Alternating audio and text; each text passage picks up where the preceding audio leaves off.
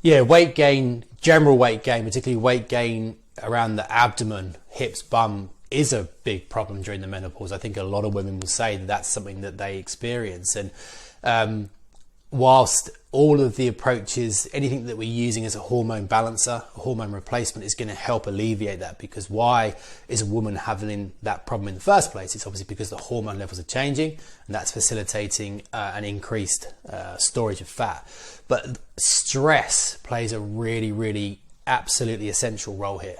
And I think, unfortunately, in the West, menopause and stress, menopause and anxiety often go hand in hand, and that's really key. And when we're managing weight gain, targeting stress is key, because what does the Western evidence show?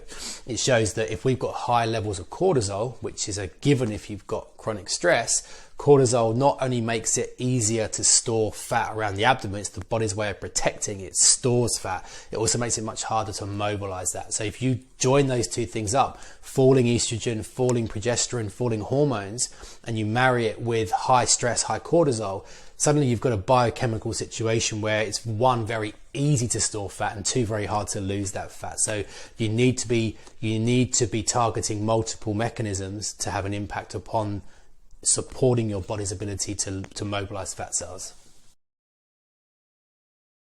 Things like red clover, things like shatavari, things like black cohosh, herbs like vitex. And I find if you use one of those, you get a response. If you use two of those, you get a bigger response. But actually, if you start combining them very intelligently into a complex prescription, that's where the evidence begins to show you're getting up 75, 85% response, which is very in keeping with what you'd get from synthetic HRT. That's why Ayurveda can help everyone with their own unique individuals, because if you've got 10 women who are in the menopause, or 10 women who are in the perimenopause, and they go to, this isn't to dismiss conventional medicine, but how are those women going to be categorized? They're going to be categorized as menopausal, aren't they? And that's a universal term. But why is it that across those 10 women, none of them are going to be experiencing the same symptoms at the same time in the same way? They're experiencing what's called heterogeneous symptoms, different symptoms. So how can we effectively manage those women without taking that individualization into account? The whole aim of personalized medicine, the whole aim of Ayurvedic medicine, is to say, okay, you're this unique person, you're presenting with these unique problems. To be effective, to manage those problems in a way that's really transformative, we have to take your individuality and use that as the whole framework for how we manage those problems. So if you're getting hot flushes at 2 in the morning, that's a very different approach to getting hot flushes at 11 in the morning or 2 in the afternoon. Why is it that some women get no hot flushes, some get lots? Some people have great sleep and some people have poor sleep. They're different symptoms because of the way the different doshas are working, different emotional profiles. So you've got to take that individuality and use it as the catalyst for how you radically customize and target treatments to get these exponential gains.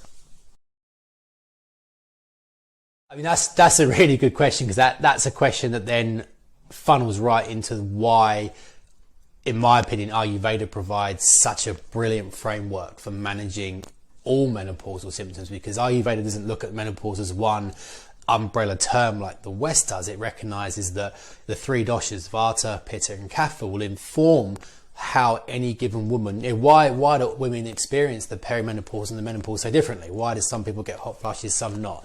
Whatever it may be. So things like dryness, in any context, that's what we would call a Vata based dysfunction. So whether the Vata, one of the 3 genetic body types of Ayurveda, is characterized by dryness. So if that Vata is creeping up, then probably the main symptom cluster a woman's going to see is dryness, dry hair, dry skin, dry nails, whatever it may be. So to manage that, it's something opposites decrease. So if Vata is dry and Vata is facilitating cellular change that's causing dryness, we want to intervene with herbal medicines and foods and lifestyle practices that are lubricating, oleating, very good healthy fat. So it could be things like self-massage, working on the skin. It could be oily foods. It could be healthy fats. It could be very lubricating herbal medicines. But again, you need that synergy. One thing on its own is not going to be enough. We need to be using these multifactorial approaches where collectively you get this exponential gain.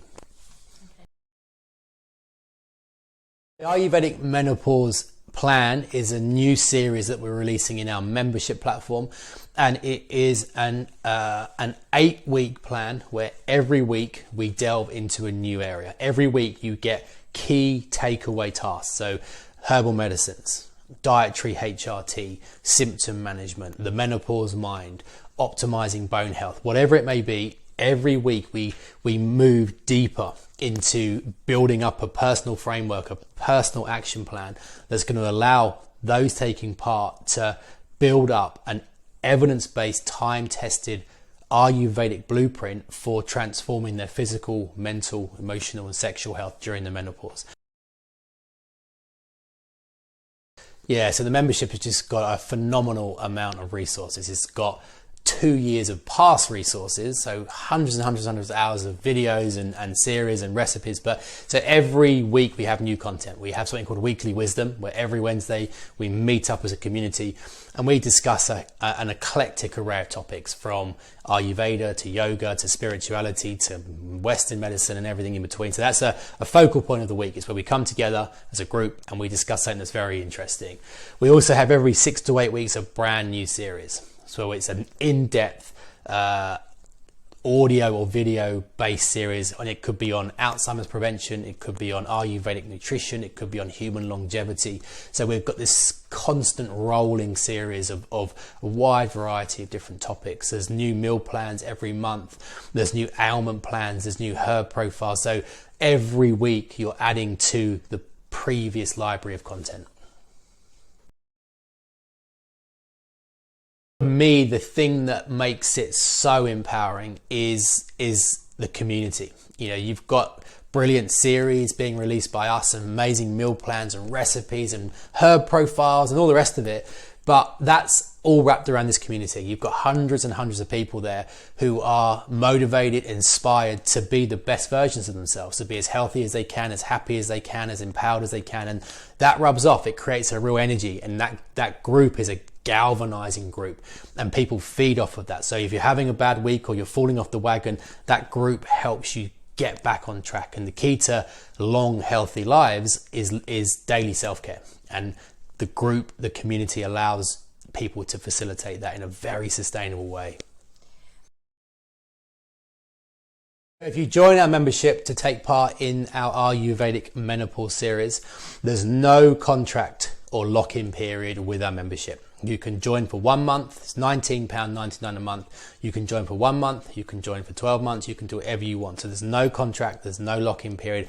And that's really important to us, because we don't want people to feel, we want people to have complete autonomy over what they're getting out of it. And if they're enjoying it, they can stay longer. If they've got everything they need out of a set series, they can leave when they want. So there's no contract, no lock-in, no commitment.